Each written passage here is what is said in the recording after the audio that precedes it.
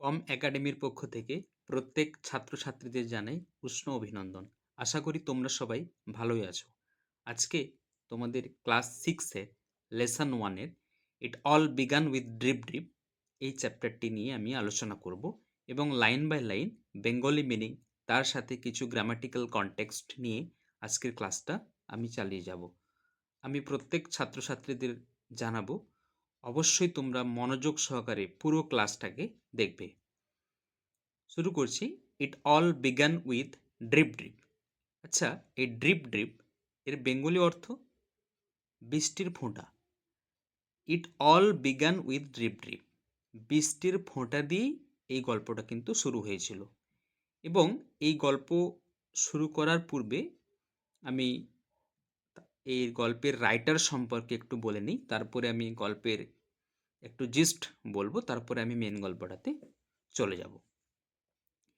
It all began with drip drip এটি লিখেছেন আলকা শঙ্কর এবং শার্লিন মুকুন্দন, এই দুইজন রাইটার। তারা একত্রিত হয়ে এই টেক্সটটি লিখেছেন। Alka Shankar is an author of repute. তিনি একজন খুব খ্যাতনামা একজন লেখক ছিলেন। Her well known book is the mighty and mystical rivers of India, exotic India. তার বিখ্যাত বই হচ্ছে mighty and mystical rivers of India, তবে এক্সটিক ইন্ডিয়া। তিনি ছিলেন একজন বিখ্যাত ভারতীয় লেখক, যিনি কিন্তু লোকগাথা, এই লোকগাথার বিভিন্ন গল্পগুলোকে, লোকগীতির বিভিন্ন গল্পগুলোকে তিনি ছোটদের জন্য ইংরেজিতে ট্রান্সলেট করে বা ইংরেজিতে নিজের আকারে রূপ দিয়ে তিনি তুলে ধরেছেন। She is famous for her children's book. তিনি কিন্তু বিখ্যাত ছিলেন বাচ্চাদের বইয়ের জন্য বা বাচ্চাদের লেখালেখির জন্য তিনি বিখ্যাত ছিলেন। এবং তার সাথে শার্লিন মুকুন্দন, তিনিও একজন বিখ্যাত ভারতীয় লেখক, is a renowned children's author. She has written Murti the story book in collaboration with Alka Shankar. এই আলকা শঙ্কর এবং শার্লিন মুকুন্দন, এই দুজন ইন্ডিয়ান রাইটার, এরা একত্রিত হয়ে অনেক লেখাই কিন্তু লিখেছেন। সেই প্রাচীন যুগের বিভিন্ন কথাগুলোকে নিয়ে, গল্পগুলোকে সাজিয়ে আধুনিক যুগের বাচ্চাদেরকে বিভিন্নভাবে মজার গল্প তারা দিয়ে থাকেন। তো আমরা এই গল্পটার শুরুতে কয়েকটা মেন ক্যারেক্টার আছে, সেগুলো আমরা একটু দেখে নেব। এখানে আমরা এই গল্পটা পড়তে গিয়ে দেখব যে এখানে ভোলেনাথ বলে একজন মেন ক্যারেক্টার পাবো। এই ভোলেনাথ এবং তার স্ত্রী টাইগার, অর্থাৎ একটা বাঘ, এবং একটি ভোলেনাথের অ্যাস, ভোলেনাথের ডঙ্কি পাবো, এবং একটি বদমেজাজি বুড়ি পাবো এই গল্পের মধ্যে। এগুলো মেন ক্যারেক্টার। এবং এই গল্পটা আসলে তৈরি হয়েছিল, মানে গল্পটাকে লেখা হয়েছে একটা মিসকনসেপশন দিয়ে, এবং সেই মিসকনসেপশনের জন্য, একটা ভুল বোঝাবুঝির জন্য কিন্তু এখানে ভোলেনাথ একটা পোর্টার থেকে সে পরে কমান্ডার ইন চিফ হবে এবং তাকে রাজা, কমান্ডার ইন চিফ বানিয়ে দেবেন। সেই গল্পটা আমরা পড়তে পড়তে অবশ্যই লাইন বাই লাইন এক্সপ্লেনেশনের মাধ্যমে আমরা অবশ্যই বুঝতে পারবো গল্পটার অর্থ এবং তার সামারি। তো আমি পড়ছি first line. A tiger was caught in a storm. একটা বাঘ ওয়াজ কট ইন এ স্টর্ম, একটা ঝোড়ো হাওয়ার মধ্যে পড়ে গেছে। তাহলে ফার্স্ট সেন্টেন্সটা আমরা যদি গ্রামাটিক্যাল কনটেক্সটের দিকে তাকাই, তাহলে দেখবো এটা কিন্তু একটা passive form. A tiger was caught, first indefinite ফর্মের passive form. A tiger was caught in a storm, একটা বাঘ খুব ঝড়ো হাওয়ার মধ্যে পড়ে গিয়েছে। He had wandered near the village. সে কিন্তু গ্রামের চারিদিকে, ওয়ান্ডার মানে ঘোরাঘুরি করা, গ্রামের চারিদিকে ঘোরাঘুরি করছিল। লুকিং ফর সামথিং টু ইট, কিছু খাওয়ার জন্য।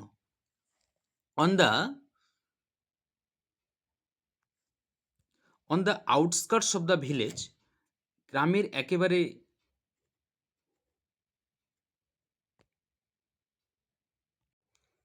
On the outskirts of the village, অর্থাৎ গ্রামের একেবারে প্রান্তের দিকে। আউটস্কার্টস মিন্স যে প্রান্ত, কিনারা বরাবর।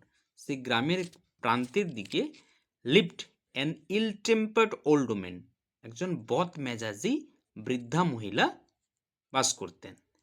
The tiger huddled in shelter close to the wall of the woman's হাট।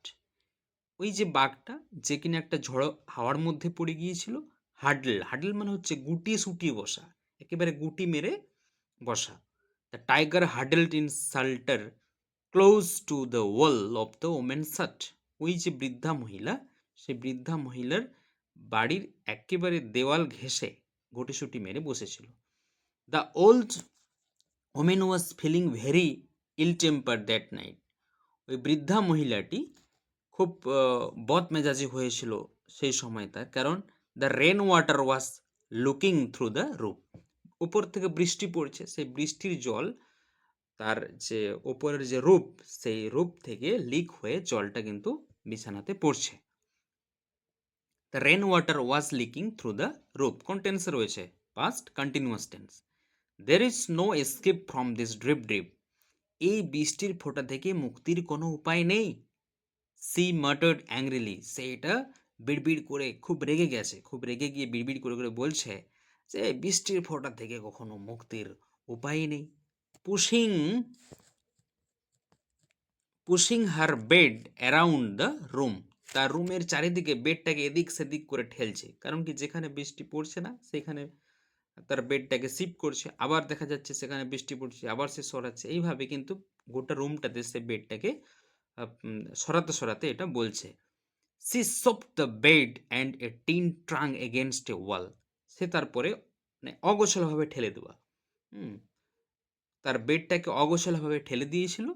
অ্যান্ড এ টিন ট্রাঙ্ক, একটা টিনের ট্রাঙ্ক ছিল, এগেনস্ট এ ওয়াল, একটা দেওয়াল, সে দেওয়ালের সাইডে একটা টিনের ট্রাঙ্ক।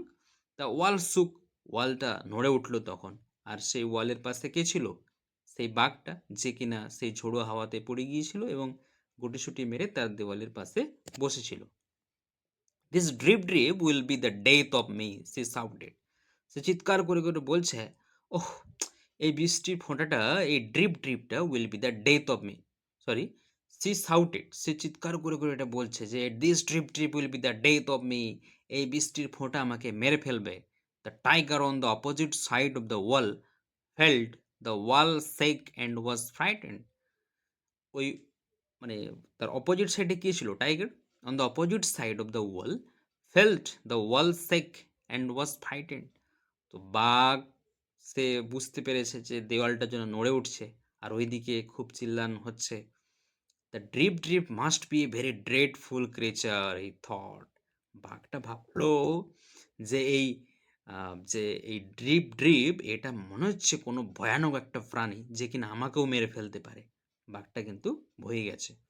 তা তোমরা বলো তো আসলে এই ড্রিপ ড্রিপটা কি? বৃষ্টির ফোঁটা। বুঝতে পারলে?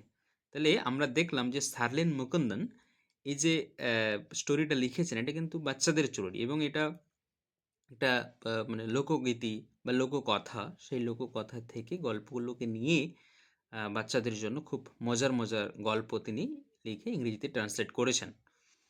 The tiger on the opposite side of the wall felt the wall shake and was frightened. The drip drip must be very dreadful creature, he thought.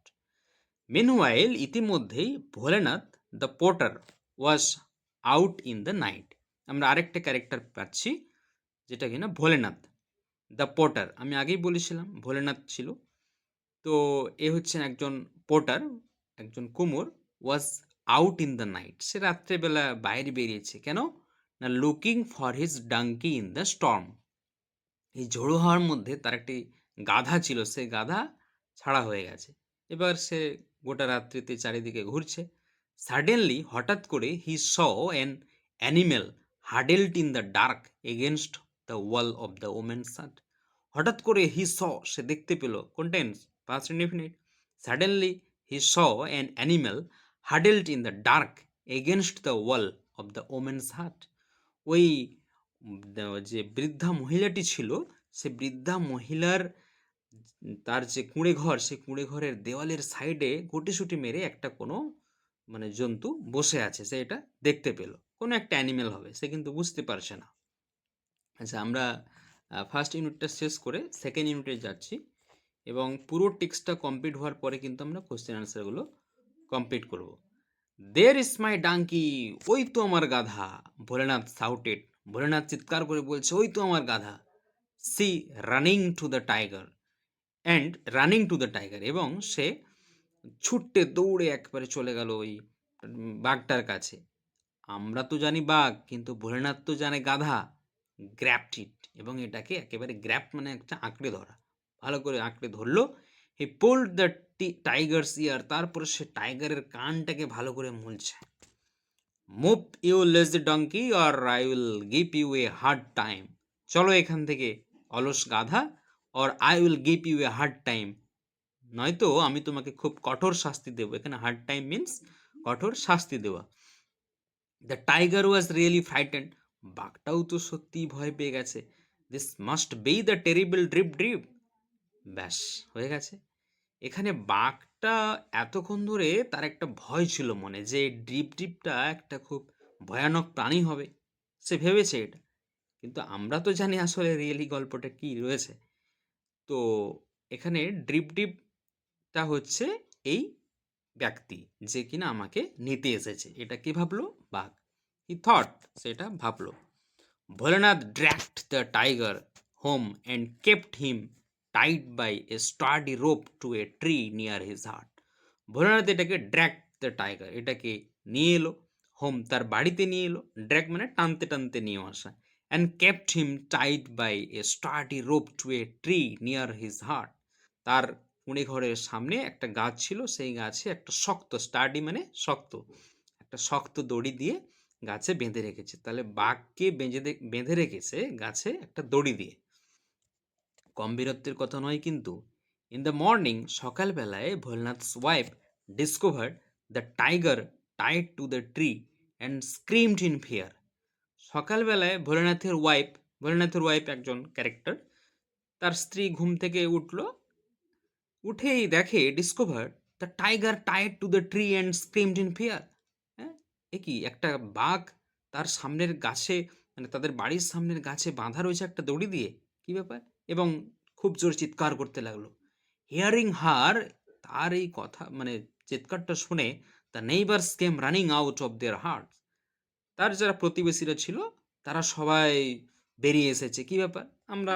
আমরাও তো গ্রামে বাস করি, মোটামুটি জানি ব্যাপারটা, যে কোথাও কোনো যদি চিল্লানো হয় আমরা সবাই ছুটে দৌড়ে যাই তাদেরকে হেল্প করার জন্য। তাহলে hearing her the neighbours came running out of their huts. Bholenath was sleeping, Bholenath কিন্তু তখনও ঘুমাচ্ছিল। হি কেম আউট টু, সেও বেরিয়ে এলো। তাহলে এখানে বুঝতে হবে যে ভোলেনাথও কিন্তু রাত্রে জানতো না যে এটা একটা বাঘ। বুঝতে পারলে? সে কিন্তু ধরে নিয়ে এসছে তার গাধা হিসেবে, মানে তার গাধা ভেবে ধরে নিয়ে এসছে। গাধা রাত্রে ছাড়া হয়ে গিয়েছিল এবং সে ভেবেছে যে এটা তার গাধা, তাই সেটা ধরে নিয়ে এসছে। ভোলেনাথও কিন্তু জানে না। The people were mystified. এখানে প্রত্যেকটা গ্রামের মানুষজন তারা তো খুবই মিস্টিফাইড, মানে তারা খুবই অবাক হয়ে গেছে, কনফিউজড হয়ে গেছে। ঠিক আছে। Who tied the tiger to the tree, কে বাঁধলো বাঘটাকে এই গাছে? এই বাঘটাকে গাছের সাথে কে বেঁধেছে? দে আস্কড, তারা জিজ্ঞেস করলো। এ নেইবার সেড, একটা নেইবার বলল, I think Bholenath can tell us, বলছে আমার মনে হয় ভোলেনাথ এই কথাটা বলতে পারে। কেন না? I saw him last night dragging an animal through the storm. ওই নেইবারটা বলছে, আমি গতকাল রাত্রেবেলায় ভোলেনাথকে দেখেছি কোনো একটা জন্তুকেও টেনে টেনে আনছে। তাহলে এটা কিন্তু তার একটা নেইবার। এখান থেকে প্রশ্ন হতে পারে যে হু first identify Bholenath dragging an animal through the storm in the night. তো এ নেইবার অ্যান্সার। ভোলেনাথ ওয়াজ টু ফ্রাইটেন্ড, ভোলেনাথ তো খুব ভয় পেয়ে গেল। টু অ্যাডমিট হিজ মিস্টেক, সে এবারে ভোলেনাথ যখন উঠে এসে দেখছে সত্যিই তো একটা বাঘ, তাহলে আমি কি গতকাল রাত্রে আমি একটা বাঘকে ধরে নিয়েছিলাম? তো সে কিন্তু তার এই মিস্টেকটাকে, তার এই যে ভুল হয়েছিল সেটাকে কিন্তু মানতে নারাজ। ভোলেনাথ ওয়াজ টু ফ্রাইটেন্ড, সেও খুব ভয় পেয়ে গিয়েছিল। টু অ্যাডমিট হিজ মিস্টেক, তার এই ভুলটাকে স্বীকার করতে, অর্থাৎ সে স্বীকার করতে চাইবে না। এভরিওয়ান লুকড কোশ্চেনিংলি অ্যাট ভোলেনাথ, প্রত্যেকেই তো মানে প্রশ্ন বা জিজ্ঞাসা সুরে ভোলেনাথের দিকে তাকাচ্ছে যে কি ব্যাপার ভোলেনাথ, বলো বলো, তুমি কি ধরে নিয়ে এসছো বাঘটাকে? ইন দ্য মিন টাইম, ইতিমধ্যে the tiger disturbed and confused by all the people. এইবারে কি হয়েছে, টাইগার তো ডিস্টার্ব হয়ে গেছে, সে এতগুলো লোকের চিল্লান চব্বন হচ্ছে এবং কনফিউজড, অবাক হয়ে যাচ্ছে। By all the people had chewed through the rope, এবং সে দড়িটাকে তার দাঁত দিয়ে কিন্তু চিবাচ্ছিল। It ran away to the jungle, এইভাবে ছিঁড়ে গেছে। র্যান অ্যাওয়ে টু দ্য জঙ্গল, বনের বাঘ বনেই চলে গেছে। দ্য ভিলেজার্স ওয়ার রিলিভড, এখানে গ্রামের লোকেরা মুক্তি পেল, কারণ গ্রামের লোকেরা ভাবছে প্রত্যেকেরই বাচ্চা বয়স্ক সবাই আছে, বাঘ ছাড়া হলে কি ব্যাপার সেটা তো আমাদের আর বলার কি আছে। Bholenath now saw an opportunity to brag, Bholenath এখন, ব্র্যাক মানে হচ্ছে খুব প্রাইড ফিল করা, একটা গর্বের বা অহংকারের একটা সুযোগ পেল সে। হ্যাঁ, Bholenath now show an opportunity to break, break means এখানে দেখো দেওয়া আছে to talk proudly about oneself, মানে একজনের হয়ে খুব প্রশংসা করা। It is I who captured the tiger last night, আরে আমি তো গতকাল রাত্রে এই বাঘটাকে ধরে এনেছিলাম। ও এবারে নিজে ব্র্যাক করছে, হ্যাঁ, প্রশংসা করছে নিজে নিজে। I I even pulled its ear, এমনকি আমি এর কানটাও মুলেছি। ভোলেনাথ অ্যানাউন্সড প্রাউডলি, সে খুব গর্বের সাথে এটাকে বলল। Everyone marvelled at his bravery, প্রত্যেকেই তো তার এই সাহসিকতাতে মানে প্রশংসা দেখালো। এভরি ওয়ান মার্ভেলড, প্রত্যেকে বললো বাহ বাহ ভোলেনাথ, খুব ভালো কাজ করেছো তুমি, একটা বাঘ ধরলে। Soon the news of Bholenath's bravery reached the king, এখান থেকে গল্পের একটা টার্ন আমরা দেখতে পাবো। এখানে ভোলেনাথের তার যে ফেথ সেটা চেঞ্জ হওয়ার একটা মানে তার পথ আমরা দেখতে পাচ্ছি, যে ভোলেনাথের যে ফেথটা কিভাবে চেঞ্জ হবে।